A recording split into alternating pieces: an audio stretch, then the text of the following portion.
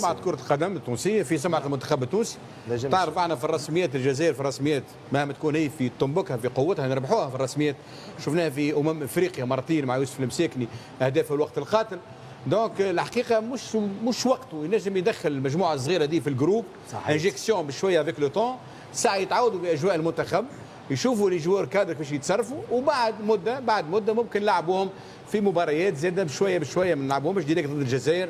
لانه لو كان لا قدر الله هو عظمه مازال عظمه طري ويلعب لك في المنتخب جديد وافد جديد وخساره ولا يعمل غلطه تقضي عليه مع الجزائر لا ما نحكيش كل مع بعض. لا مع الجزائر الحقيقه اون جو با معناها بسمعه المنتخب مع الجزائر نجموا نلعبوا معناها بالتشكيله الاساسيه وباللاعبين الكادر وافيك لو طون نجموا نعملوا انجيكسيون بشويه بور لي جون. نبيل بودغيني راهو الفريق مترشح ترشح ما فماش اونجو كبير.